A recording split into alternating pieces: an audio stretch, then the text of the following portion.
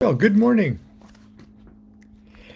Constance and I are just back uh, from shopping at Trader Joe's. Okay, we do that now on Thursday mornings, and I try to get back in time to take my walk. But anyway, you don't need to hear about all of that. But I'm just coming in from outside. I brought my Kindle with me while I sat in the car and uh, tried to get ready for today's little visit. Constance and I right now are hosting a Monday night magic class, and we're going. If all goes well, it'll be a 22-week class because we're going through the tarot trumps. And next Monday's class uh, will be well. This last class was on the lovers. Uh, and we're still, Constance and I are still reading it over. I know we're through talking about the Lovers card, but we're not through studying it. Okay. Now, obviously, well, I don't know if it's obviously, but uh, we've been familiar with Thoth Tarot and doing classes on the Thoth Tarot and things for well over 35 years. Actually, we're pushing 50 years actually. Um, I'm looking through here to get a card because we're on the Chariot at the moment. There we go.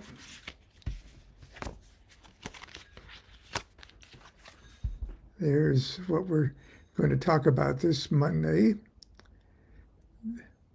That's quite a card. Okay, he's got the Holy Grail there. Big Holy Grail. I mean, you could that could be a punch bowl size. But anyway, you've heard me say over and over and over again that Crowley's Book of Thoth is a magic book. In so much, this is the book. This is what a new edition sort of looks like. Crowley's Book of Thoth, Egyptian Tarot. Now, both the tarot cards, and here's a new edition. And this is a very, very handsome edition, I've got to say. The copyright 2023, Ordo Templi Orientis, the University of London, and AGM Urana. It's printed in Germany. It's a gorgeous, gorgeous edition. But there are many. There's U.S. Games, and there's various editions, and they've been shot and reshot, and then restored and reshot, and everything else. So this deck is getting a lot of attention in the tarot world, and has since the late 60s. In any given year, it is perhaps at least the second best-selling tarot deck in the world, year after year after year. And it seems for many people to be the tarot deck of choice. It's obviously it's a bit avant-garde. Okay, Frida Harris was a masterful artist in her own right. She did other things besides the Thoth Tarot, including classic Masonic trestle boards and things like that. I have gone into several Masonic lodges, and there are Frida Harris trestle boards for each of the degrees on display. So she's quite an independent artist on her own. And the Thoth Tarot was something that was created during the very, very last years of Crowley's life. I think the project may have started, or at least been conceived of, in the late 30s.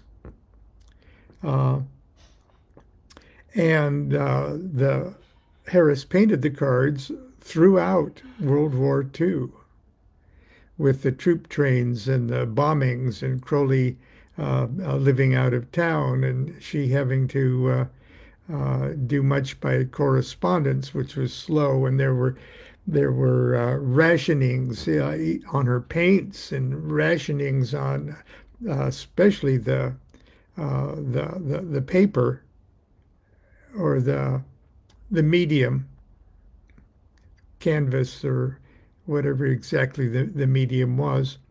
And the cards themselves are not really huge cards. Okay, they're well, here, let me. They're about that tall. Okay. Anyway, and I talk about the cards a lot. I do read tarot cards, and when I travel, I travel with my own deck. Okay, the Tarot of Ceremonial Magic, because that's the one that tells me the most, at least superficially, about the behavior of the cards with people I don't know very well or strangers even. But I also travel with the Thoth deck. And if you have the Book of Thoth, if you're even vaguely interested in tarot, and you said, well, I've heard so much about the Thoth tarot, I'm going to get the Book of Thoth. And you pick it up. Okay. And hoping, like I did close to 50 years ago, hoping to get some real adept information, something I can dig my teeth into, something where I could read the card. Oh, so that's what the Lover's card means. You know, oh, you're going to get lucky. Okay, Lover's card crossed by the Three of Discs. Oh, you're going into a partnership with somebody at a work or a job or a project that you're building up. Okay, good part. Yeah, that's what I was looking for, really. That's what I thought I was looking for. But I didn't get past the seventh, literally the seventh paragraph.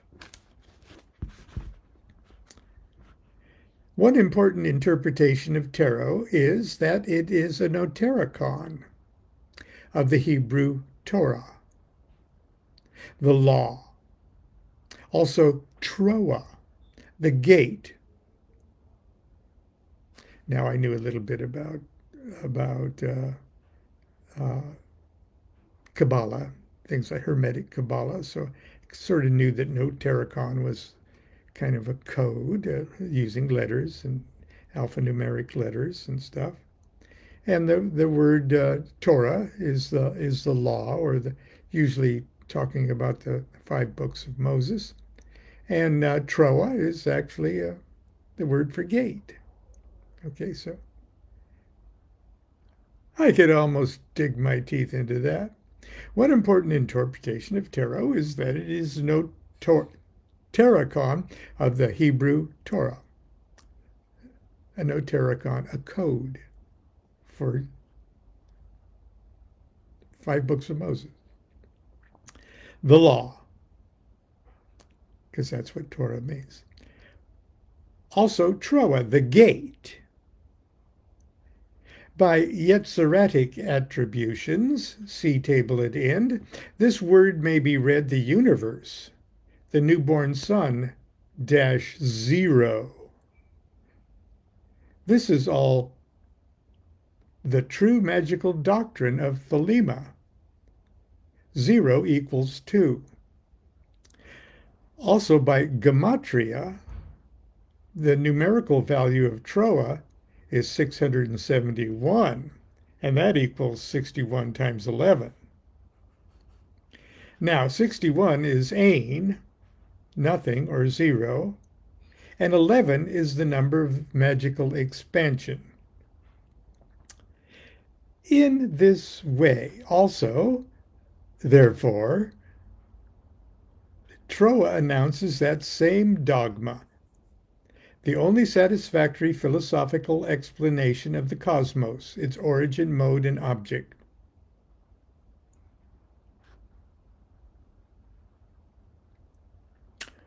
Okay. Now, Frida Hera.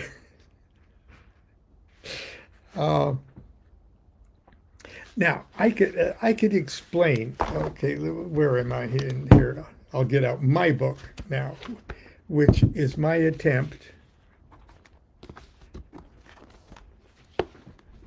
to put these two together. It's my attempt to sort of, I don't want to say dumb down. Lots of critics say, well, Lon is dumbing down Crowley. It's like he wants everybody to understand some of it. Anyway, don't think I'm deriding the content of what Crowley wrote there. It's remarkably lucid and perfectly Crowley. I understand it. Now, I understand it to a degree, and given enough time with breaks for meals, I could explain it to any reasonably intelligent person. However, when I first read it, nearly 30 years ago, that's when I wrote this book, and this book is now, 25 years old. First edition. Oh, this edition was published in, I'm digressing here. The original, let's see, the original was 2003 or something. This is a long time ago. Let's see. However, when I first read it, it made absolutely no sense to me. I knew nothing almost about Kabbalistic world subdivisions, Enochian aethers, or magical societies. I couldn't get through one page of the Book of Thoth without encountering references to things I knew nothing about and reference books I did not possess. Does this sound familiar? Those of you who first attempted to get in to Crowley? Lady Harris was equally overwhelmed and voiced her frustration in a January 1939 letter to Crowley. And here's a bit of what she said. And I can hear sort of like Penelope Bouquet, in reference to your books. I don't think she sounded like that. She was, I think in the 20s, she was kind of flapperish even. So, in reference to your books, I suppose you know that most of them would be easier for a beginner written in Sanskrit, and that anyone reading them would go off their heads. Therefore, the wise, like myself, take them in snappy bits, and only when they are feeling strong. So it is with much of the Book of Thoth. It's a masterpiece without equal and the perfect companion to the Thoth Tarot. But while the cards can be appreciated the moment they're taken out of the box, the book demands a significant investment of time and study, and dare I say, progress in one's own self-initiation.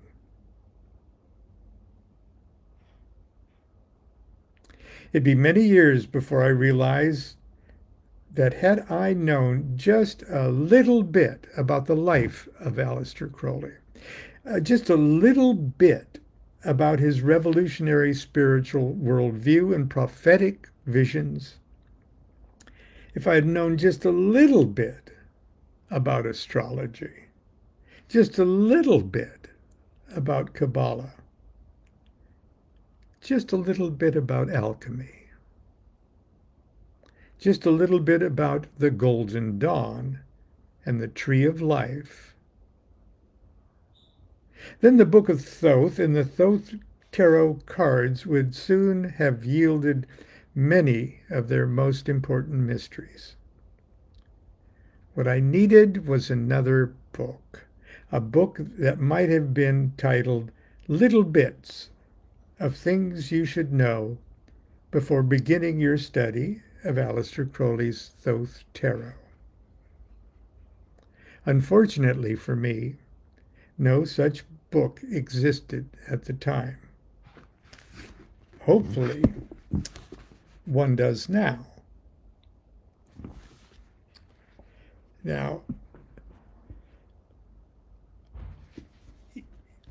people think I exaggerate when I say Crowley not only writes books about magic, but that Crowley writes magic books.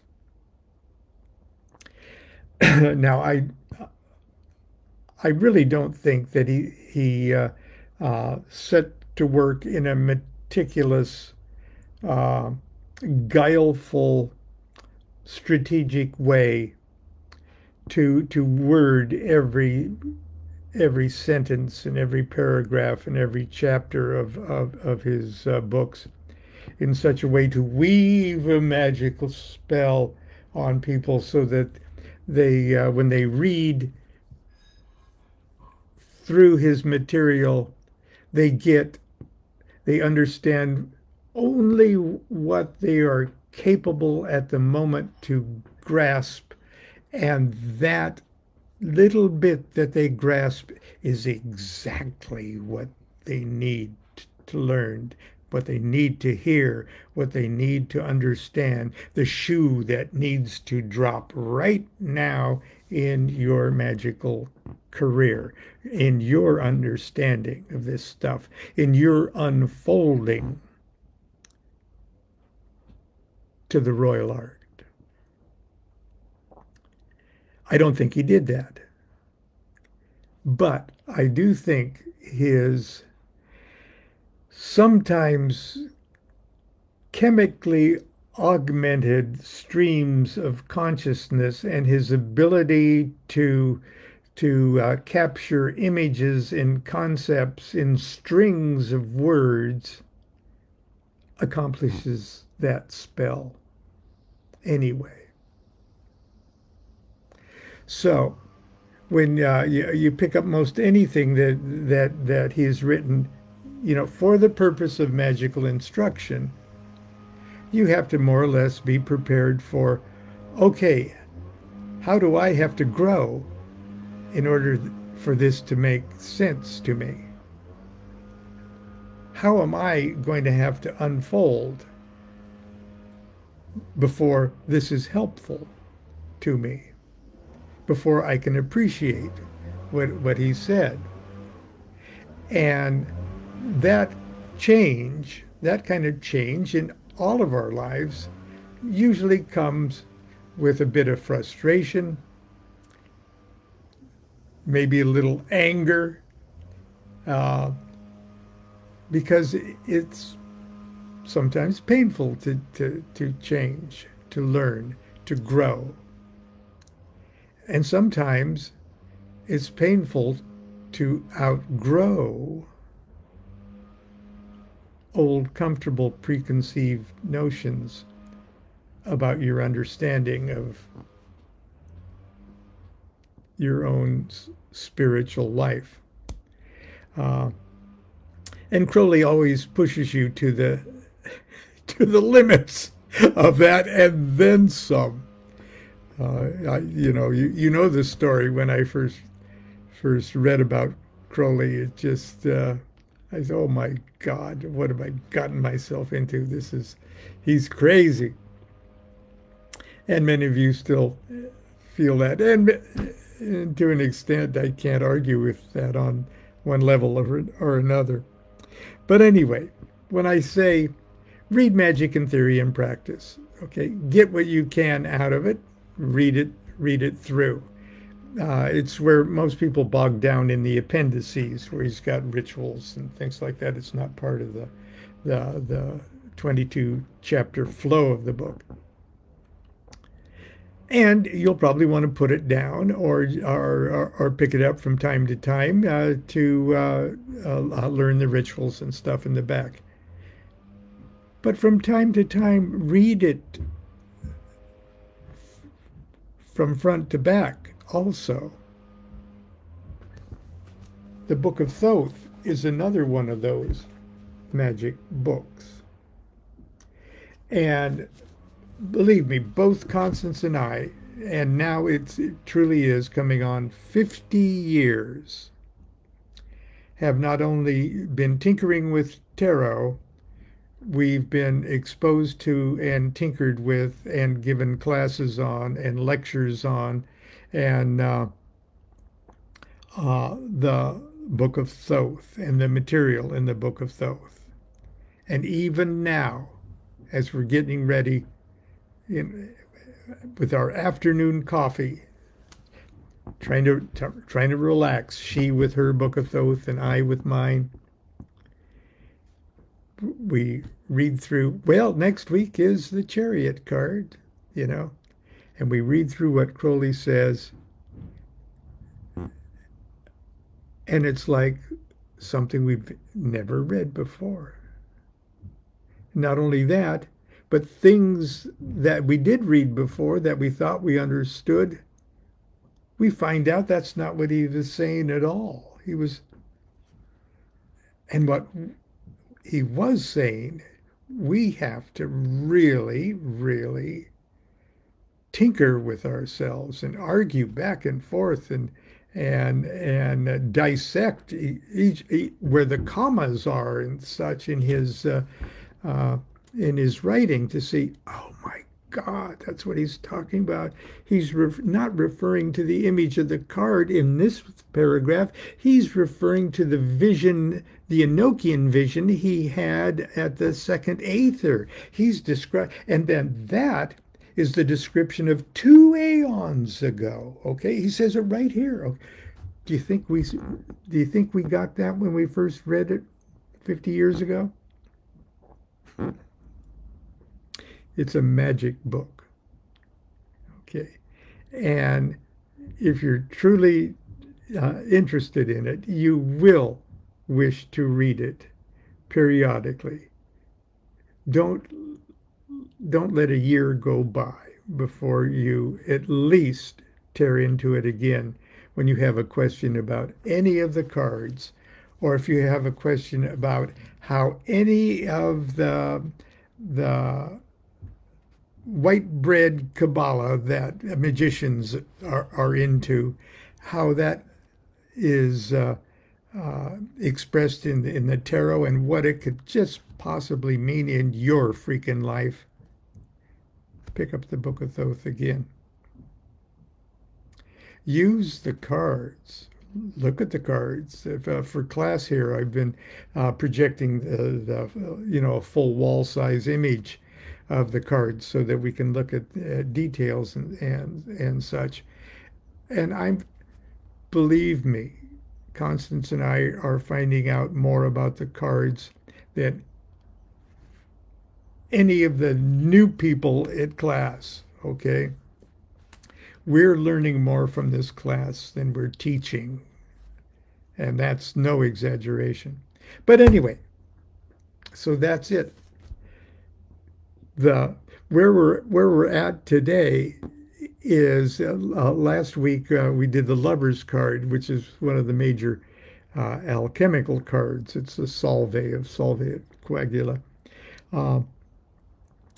And it seemed like class just totally scratched the surface. But we got to move on to the chariot card because that's the momentum of the class. But we can't get off. We can't get off the lovers card. Constance was in there writing pages and pages of notes, notes that probably we won't be sharing with the class even. It's just how much going over that material has stimulated our own uh, excitement of these 22 cosmic fireworks. Anyway, that's it for today. Continue to be good to yourself, be good to each other, and do what thou wilt shall be the whole of the law. Love is the law, love under will. Oh, happy School Picture Day. This is National School Picture Day. I posted high school pictures, school pictures, not snapshots or anything that are school pictures of Constance and me in our junior year of high school. But I've invited you to post your own high school pictures on my Facebook page, and we'll have a little fun. It is good to see where you've come from. Now, do what thou wilt shall be the whole of the law. Love is the law, love under will.